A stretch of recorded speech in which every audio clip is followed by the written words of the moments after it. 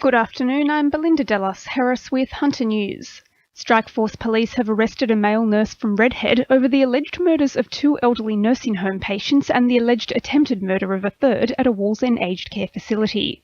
Police claim all 3 patients who did not suffer from diabetes were injected with high amounts of insulin at the Summit Care facility within a day of each other, causing them to become hypoglycemic. The 27-year-old is expected to be charged later today. The fate of a large bus layover area near Newcastle railway station is now being considered as part of future planning for the revitalisation of the CBD. It follows the state government's recent announcement revealing parts of the rail corridor which aren't needed will be opened up for potential development.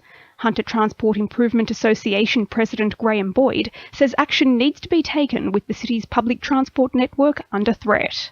The fact of the matter is that Newcastle buses have lost 5 million passengers in the last 6 years. The reason for that is that the network is inappropriate and the service level is nowhere near sufficient. So those 2 matters have to be readdressed, whether or not the rail is truncated or whether or not the light rail is implemented. A man is recovering in John Hunter Hospital after being assaulted by a machete-wielding offender when a Pacific Palms club was raided by 3 men with their faces covered on Sunday night. Employees had been leaving the building when the group attacked. The male victim sustained a severe laceration and fractured bone in his arm. Michelle Monaghan from police headquarters says the offenders then escaped in a car. And the offenders left the scene in a stolen purple Holden Commodore. Now that car had registration plate BI12AY.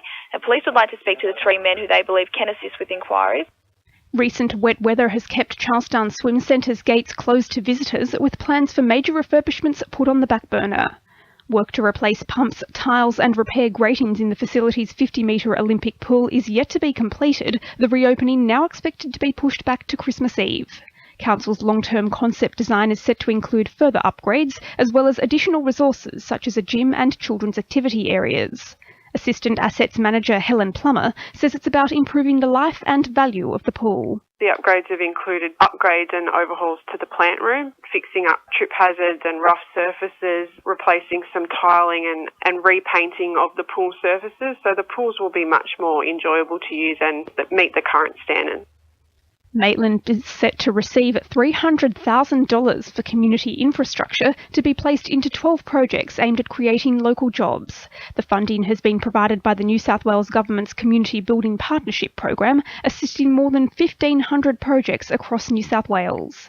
Maitland MP Robin Parker says the funding will go to a number of places. They range in projects from Morpeth Men's Shed getting funding for beginning their shed, the Aspect School getting funding, and also Lochinvar School of Arts Hall getting funding for renovation.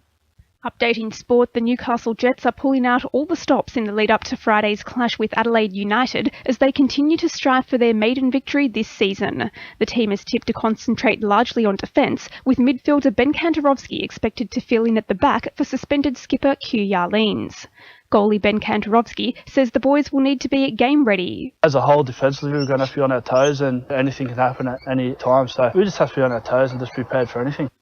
Knights coach Rick Stone is adamant Cade Snowden and captain Kurt Gidley will be back on board by the new year, despite injuries ruling the 2 out of yesterday's pre-season training session. It'll be an anxious wait for the red and blue, with Gidley resting a strained calf muscle and Snowden suffering from tightness in his lower back.